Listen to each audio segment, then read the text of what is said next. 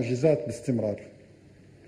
طبعا هناك فيديو آخر أرجو يعني عرضه لكي نتحدث عنه إن شاء الله. الفيديو ما قبل الأخير أو الأخير. هنا الأمواج العميقة التي أود أن أحدثكم عنها قبل قليل. لم يتمكن العلماء من معرفة الأمواج التي على عمق 1500 متر إلا عندما صعدوا إلى الفضاء. لم يروها من أعماق البحار، لا يمكن رؤيتها إلا من الفضاء.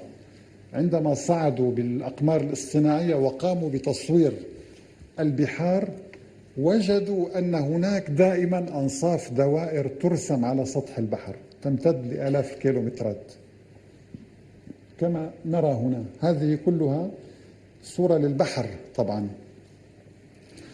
وهذه الدوائر الصغيرة حيرت العلماء لسنوات طويلة ولم يجدوا لها تفسيرا علميا دقيقا إلا قبل يعني أيام قليلة فقط، عندما أصدروا بحثا تأكدوا فيه أن هناك أمواج عاتية. هؤلاء العلماء طبعا كما نرى فريق البحث العلمي، وهذه كاميرا متطورة جدا تستطيع أن تنزل إلى 5000 متر مجهزة بكل وسائل الحماية، لأن الضغط هائل جدا في هذه الأعماق.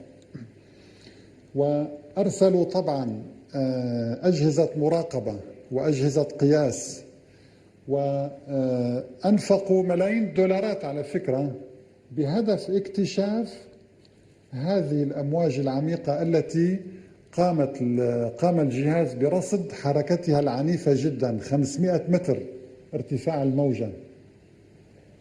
هنا منطقة لوزون بالقرب من الصين مضيق، وعندما نزلوا لاحظوا أن هناك أمواجا ترتفع وتنزل بشكل هائل تشبه أمواج التسونامي بل أعنف منها أيضا.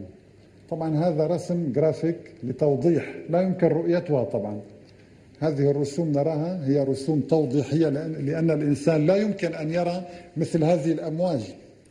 تصوروا الملحد الذي يعيش تحت هذه الأمواج كما قال تعالى: أو كظلمات في بحر لجي يغشاه موج من فوقه موج من فوقه سحاب، ظلمات بعضها فوق بعض إذا أخرج يده لم يكد يراها ومن لم يجعل الله له نورا فما له من نور. سبحان الله.